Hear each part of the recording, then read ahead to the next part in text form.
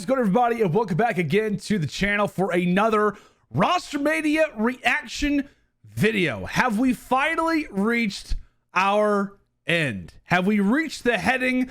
Has the finale finally been reached by the OpTic Texas Rostermania saga? We have asked countless times who is going to be the OpTic Texas fourth, and have we finally found our guy? Have we finally found the answer? We will chat about that in today's video. Before we get into it, though, I just want to say thank you guys so much for all the amazing support that you showed the channel, that you showed to me in 2022. Cannot stress enough, cannot tell you guys enough how much that means to me. I cannot wait to get things going in 2023 already. Obviously, this is our first official upload, one of many to come. Lots of ideas, things in the works that are going to be coming out on the channel, so I hope that you guys do stay tuned for that. If you have not done so already, make sure to like this video. Make sure to subscribe as well for all future content. I know the Rostermania discussions you guys have had a blast with, and I very much, I can't say for sure, but I can almost guarantee that I feel like we will be having a lot more conversations throughout the season, but specifically, honestly, like a month from now, between Major 2 and Major 3, I think we have a very good chance of a lot of stuff to happen during that time period as well. So as I said, make sure to like, make sure to subscribe to the channel. Again, I hope that you guys had a wonderful 2022. I hope that you guys have a great 2023. Hope the Christmas was great. Anything and everything. Happy holidays. And let's go ahead and get into this video. So the reason why we're talking about this is actually, funny enough, based off the timing. I was already planning on making this video about HUKE. You know, could he be an option for OpTic Texas? And given the timing of a few tweets that have come out lately, which I'm getting ready to show you guys, it felt like the perfect storm.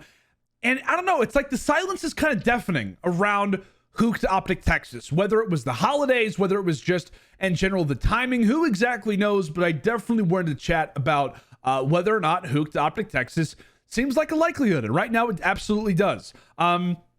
So this first tweet comes in from Jacob Hale, who actually screenshotted this from HUKE. He basically said it's that time again, time to double down. Interesting time frame. You know, that original tweet came from when he was on the Dallas Empire squad. So, you know, is there anything to that? Is the guy just excited about 2023? Probably, and nobody can hate on him for that. But it was interesting that the tweet was deleted. Another tweet that has been discussed a lot, and one of the primary reasons why the HUKE to OpTic Texas stuff had started in the first place was because of ILLEY. Yeah, one of his last tweets was in reply to someone tweeting about their Upper Deck signed duo card. It had one of ILLEY and HUKE on the Empire together, and he ended up replying, you know, the Zio, GIF back on Dallas Empire together. So, you know, you do wonder if there's anything to that. But the most important thing out of all of these conversations, these tweets, you know, don't really mean a whole lot in the overall context. But what does mostly matter is the fact that it does not sound like HUKE and LAG is like working in tandem together. So when the original Arcitys to OpTic Texas convo had gone down, right? When the rumors were at their peak, the discussion was, and the rumored roster for LAG was HUKE and the Academy, right? That was it. It was going to be HUKE and the Academy roster. That was it. Once those rumors have been put to bed about Arcitys going to OpTic Texas, it then became, okay, now that Arcitys is back on LAG, what's the rumored roster? Okay, looks like Arcitys and Academy players.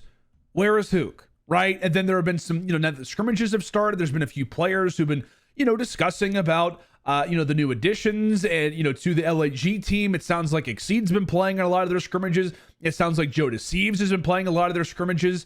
And if those guys are having a lot of play time, those are both SMGs. HUKE also is an SMG. So you wonder, given the time frame, it just doesn't sound like he's been playing in their scrimmages. And the rumors, it sounds like everybody from the Academy team and Arcitys is now forming together. So where is HUKE gone? Where is he right now? Is he on his way to OpTic Texas? And what I really want to do is, given these rumors, is I want to chat about the significance of what this would mean, right? Before we talk about, you know, how he would fit in the roster, what are the possible upsides and downsides? What does this mean for OpTic Texas? More specifically, what does this mean historically wise if HUKE ends up joining OpTic Texas? Now, this tweet is actually comes in from Brian Stats on Twitter. I highly suggest that you check him out. Lots of great historical COD content. And this tweet basically highlights, you know, the partnership between HUKE and Envy. That brand, I mean, he was synonymous with, he was their golden boy for years, right? We know that he obviously played on that Halo team, then transitioned back into COD once he was of age, played with them in 4 different titles: World War II, Black Ops 4, obviously was part of the Dallas Empire team in MW19, and then into Cold War for a bit. 23 total events just in COD, 4 championships, won a world championship under that Dallas Empire team. So he's got a lot of history, right? With half of the brand, that of which is Envy and OpTic merged together. A lot of history as part of Team Envy. And one thing that's also very significant is that when we talk about HUKE and even OpTic together, there is a bit of history here as well. Not just the fact that he's had so many great matchups over the years, but he was always the guy that OpTic Texas, during different roster mania periods, during different times when they were looking to shake up the roster, he was always the guy who was on the whiteboard. He was always somebody that they were trying to get. So if HUKE ended up joining OpTic Texas, not only would it be a reunion, that of which he's with some old players with the old franchise that he was a part of in Envy, but on the other half, he finally gets to sport green, the one player that it feels like OpTic Texas was really never able to acquire for the longest time was HUKE. And it would be interesting that you'd have a bit of a reunion, and you'd also have an inaugural nice little moment of which he finally gets to sport green. So that would be interesting from a franchise perspective. As I said, from a player POV, we all know, right? Zeo potentially back together, the longtime trio of HUKE, SHOTZZY, and ILLEY. I mean, that would be a very fun combo to see back together. Lots of history, lots of successful history. When we talk about those 3 players, HUKE was initially the guy who ended up bringing these guys to the Dallas Empire franchise to kick off the first year of the CDL. Played with them a bit during the offseason, got more familiar with their gameplay, especially SHOTZZY, who was technically under Splice COD at that time. Played with them a lot, basically went to the franchise, went to Hastro and said, listen, we got to get these guys. Hastro ends up making, at the time, one of the biggest financial moves in COD esports history, buys out SHOTZZY, brings them onto the team. HUKE also unbelievably, unselfish. Once that team ended up forming, did not start off great. HUKE transitions his role, allows for SHOTZZY to basically be a lot more aggressive, a lot more, in defeat, in the face of the enemy a lot more. And then from there, the rest is history. Dallas Empire go on to win the world championship. He is basically the unsung hero, somebody who I think even might have taken a bit of a pay cut. It really was the guy who set up everything for Dallas Empire to win that world championship. Really set up SHOTZZY and ILLEY to be in their careers, be together. He basically is the guy who blueprinted all of that. So big reunion when we talk about players, big reunion when we talk about franchises. It would be a historical moment if HUKE ends up joining OpTic Texas. So what are the upsides and the downsides, right? From an in-game POV, all that stuff is great. All that stuff is nice and dandy. But what would it mean if HUKE ends up joining the other 3 players? What are the ups? First off, history, right? He's got the history. He's not only played with SHOTZZY and ILLEY and been coached by Rambo before under the same organization, but they have won together. They have won together. They have familiarity with each other. Like we said, they have not just won, but they have won a world championship together. So there is not just a good culture there, but there is a winning culture when we talk about HUKE being alongside of Rambo, alongside of SHOTZZY, alongside of ILLEY, etc., etc. Another big up is roles, right? We have talked constantly about OpTic Texas during this offseason. Are they going to look to instantly fill the main AR position of DASHY, or are they going to transition ILLEY? More specifically, are they going to transition SCUMP to a flex role, which would allow for them to then look for an SMG. I know, I think it was Karma had gone on about, how he feels like they definitely should transition SCUMP to a flex, allow for an SMG to come into the team a bit, which is very interesting. And the reason why I think this is an up is not just because you have 2 players who I think are going to be in a more experienced role, but you have somebody in HUKE who I feel like is honestly just a great option. Like, you really know what you're going to get out of somebody like HUKE. So you're not worried about, okay, we have SCUMP going to a flex for the first time in a decade. ILLEY, really his first time, hardcore running a main AR position. Do we have to really worry about HUKE? No, you don't really have to. So in the midst of all of these different things going on, you have the positive of relying on somebody like HUKE who will be a known quantity. At the same time, when we talk about a game that is so teamwork dependent, no red dots, all about comms, it is also very nice to have somebody who is coming into this team who is not just new, but is familiar with the system, familiar with how to play with these players, et cetera, et cetera. And then also, if you're OpTic Texas, the one of the biggest positives that you have with adding somebody like HUKE is the explosive talent, right? He has got unbelievable explosive talent at times, given the right map, given the right series, can look like the best player in the game.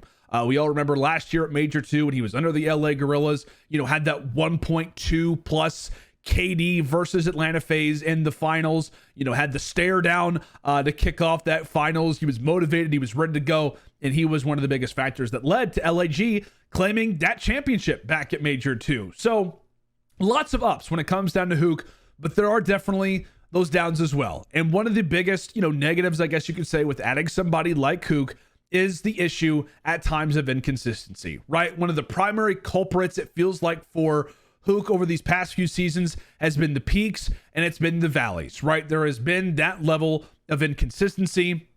Whenever he ended up obviously having to leave the Dallas Empire, it was obviously a team decision. Crimsix had talked about it a lot. Big drama around HUKE no longer being on that team. Crim had constantly talked about it, right? Look at the minimap. Look at what's going down. Another big negative around HUKE is not just the inconsistency, but at times it is the decision making. It's the wrong on the fly decisions. When it comes down to plays in S&D, when we talk about routes and hardpoint, there was definitely, for that LAG team, they had that great moment at Major 2, but they didn't have a whole lot of greatness after that event. And after, what felt like they put all the pieces together, the S&D was excellent. Granted, they had, quite a few moves that were being made. So by no means were they, from all POVs, was it going to be a difficult move from every player? Of course. But it just felt like there was even more mistakes that were being made post Major 2, which you don't really expect. And some of them were with somebody like HUKE. So good move or not, right? Is this a good decision for OpTic Texas? We've talked about the highs, we've talked about the lows for the other three players, considering what would be role changes, considering what would be a new environment. In some cases, it's been a little while since he's played with these guys. Is this a smart move or not? And I will say that if you were to compare to the other players that OpTic Texas could be looking at, you almost can't, right? It's almost impossible to evaluate or to consider what other options HUKE was actually up against. Like, you don't really know, if, for example, if OpTic Texas did secretly, reach out to Boston Breach about Beans, were they like, absolutely not, we are not willing to let him go? You can't necessarily evaluate and say, well, look, OpTic, you should have gotten Beans because of X and because of Y, because, well, maybe they wanted to hold on to him. You also can't really plague them for maybe not acquiring RCs and Pred, because you don't really know what was on the line. There's a lot of people who had talked down about OpTic Texas. Maybe they're scared to go down to challengers. We always discuss about how OpTic is a team that never really had to go with rookie players. They've always really grabbed the player coming into their second or their third season. Oftentimes are great at picking up players that are in their prime. And the reason is because they are OpTic. So there was a lot of discussions about, would picking up players like HUKE, for example, be the right move, or should you go for more of an unknown quantity, somebody who could have a much higher upside? So good move or not, HUKE to OpTic Texas, from all angles, I like this move. I do. I actually really do like the likelihood, if this does go down, for a much better OpTic Texas, right? If OpTic simply bought out HUKE, LAG moves him over to OpTic Texas, of which there is not a player in return, I think from all point of views, it is actually a very smart decision and does set up OpTic Texas for a much better season moving down the line, right? This year we will have 5 majors. We're already down 1.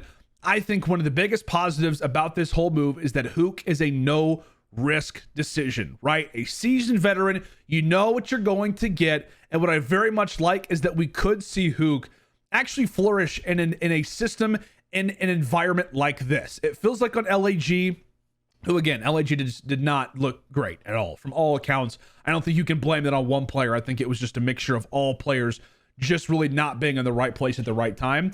I think that HUKE actually has a very good chance to flourish in a system like this. So playing alongside of SHOTZZY, I think, gives him a clear focus on what his job will be. I think the comms are obviously going to be in a much better state. He's going to be having, you know, a great coaching staff. Like, not to say that the LAG coaching staff isn't good. I'm just saying in general, it feels like from all accounts, HUKE should be playing his best COD on a team like this. And when we talk about his role specifically, whether that's, you know, he's going to be playing more OBJ based, you know, whether he's going to be slowing the pace down, or if it's like, hey, let's play fast. You sprint at everything alongside of SHOTZZY. Whatever the play style will be, I do think that he will be in a great position to succeed. And one of the biggest positives that I think really just in general, picking up somebody like HUKE, who, as I said, is a known quantity, is the pace, right? If you look, and I think it was Karma who had talked about this a decent amount, but if you look at the pace difference at Major 1, just that Major 1 tournament specifically, between SCUMP and SHOTZZY, they were way off, right? They were way off from each other. In hardpoint, SHOTZZY was number 2 in hardpoint damage per 10 minutes. That is basically just a stat to showcase how much damage are they putting in, how fast are they going. SHOTZZY was number 2 out of all players. SCUMP was dead last. You need your SMGs to be on a similar level of pace. You had one of the fastest versus the absolute slowest. Hardpoint kills per 10 minutes and often, you know, SMG favor type of stat. Well, I guess it's dependent given the game, but you expect the SMGs to be closer in this region. SHOTZZY, in terms of hardpoint kills per 10 minutes, was number 13. SCUMP was number 39. So again, you have this moment where you're thinking about pace, you're thinking about, you know, risks. How is a rookie player going to play? You know, SCUMP ends up coming in, are they going to figure things out with SHOTZZY? They don't have to worry about that anymore, right? They don't have to worry about that anymore. HUKE will absolutely bring those numbers to where they need to be. And I personally hope that they actually treat HUKE and SHOTZZY like an aggressive, fast-paced duo, right? I would love to see HUKE, if it's possible, initiate kind of more of a Kismet and Hydra type of style, where Kiz is somebody who can step in, use that explosive nature at times that he has to his gameplay, but oftentimes be somebody who is more OBJ focused, get that time in the hill, put the damage down, allow for Hydra to put up the big numbers. We know that SHOTZZY absolutely has that capability. If HUKE can harness a similar play style or a similar relationship, I think that they will be in a much better place. So that is another reason why I like this move, is again, because I feel like the pacing is going to be in a better spot. I think going for an SMG over an AR was the right move. HUKE will be somebody that will be able to level out the numbers across the board for everybody. Also, what I really like about this move is the testing period, right? Off of the HUKE point about allowing for, you know, a stable SMG to join the ranks, him joining should give OpTic Texas a very good idea of where they want to go, if they want to go anywhere post Major 2, right? There was no surprise what could be happening after Major 2, right? They're bringing in HUKE. They're having SCUMP go to a flex, ILLEY to a main AR.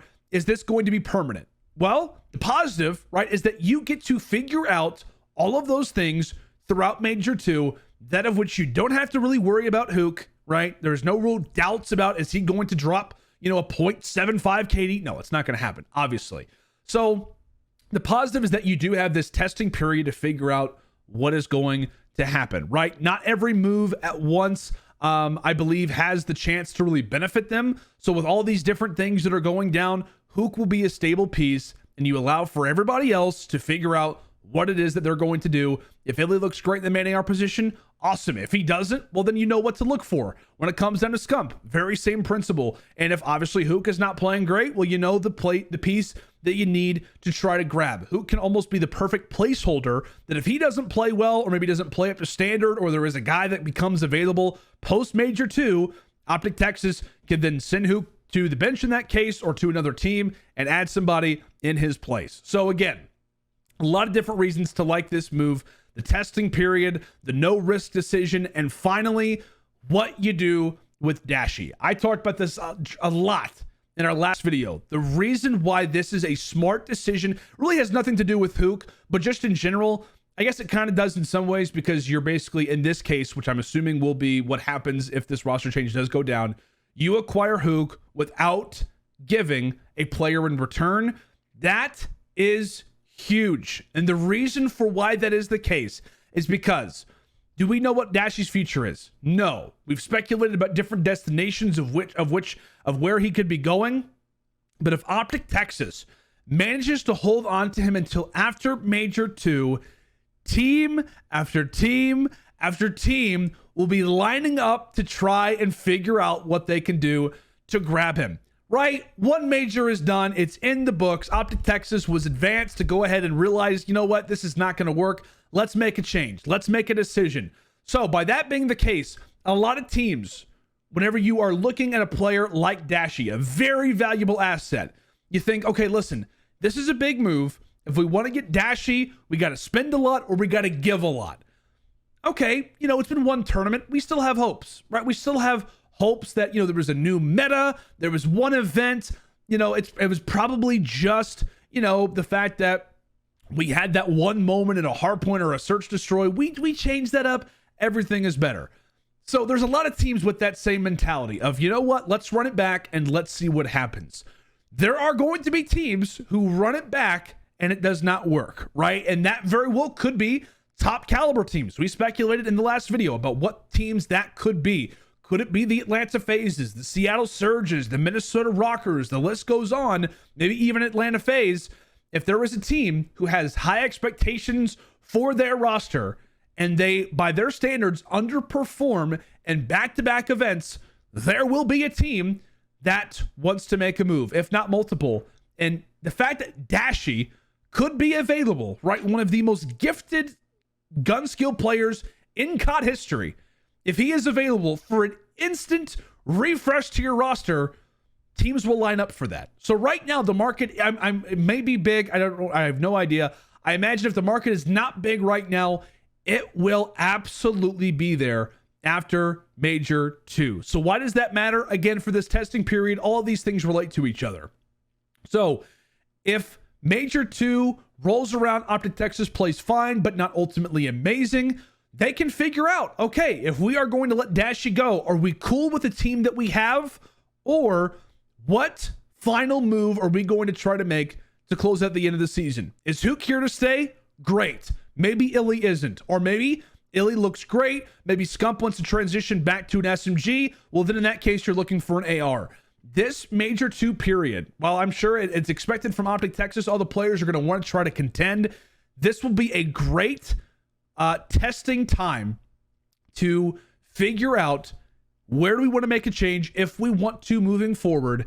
And the positive that we have is that we can allow for DASHY to move elsewhere and we can bring a piece in for him. That is, to me, what makes this deal so great. What makes this opportunity, this roster change, such a good one is not only the player that you're bringing in, not just the history, not just the guarantee, the testing period, the new roles, all of that, but it is what you can do once Major 2 has ended and once DASHY could come on the market and be a much more valuable piece, is that you can fine-tune your roster one last time moving into the end of the year. And that is the reason why I feel like this is a solid move for OpTic Texas moving in to Major 2. Given all of those things, given all of that reasoning, and there is the slightest bit of me that just makes me think that there is a small likelihood that if you are OpTic Texas, and I have no idea what's going on in their camp, but if there is a situation where they do elect to bring back DASHY, you have that major to maybe work things out, right? He gets a chance to sit on the bench for a little while. Maybe they end up working things out. He comes back to the team. Whether you agree with that move or not, I think it's fair to say, and it's smart to assume that it could be on the table. And if that is the case, you could have a moment, right, where DASHY ends up joining this team. And from an on-paper standpoint, it could be a very scary roster. But at the same time, you could also get somebody in return for DASHY. I will leave it there. HUKE to OpTic Texas, what do you think about it, right? Do you like the chances for this move? There's a lot of impacts that would happen, obviously, if he ends up joining OpTic Texas, but do you feel like he would be the right player? Do you feel like they are making the right decision? To me, it feels like a chess move right now, but what are your guys' thoughts about HUKE potentially joining OpTic Texas? Do you think it's likely? How do you think he will play if he ends up joining the team? That is going to do it for this video, guys. Thank you so much again for all the support on the channel as of late. Make sure to like, make sure to subscribe to this video, and I promise, I'm hoping the updates are coming soon. I'm hoping that we get some announcements coming in from a multitude of different teams that it sounds like are making changes, and maybe by the next time we chat, it could be OpTic Texas. But thank you guys so much for checking out this video. I'll see you back here on the channel very soon.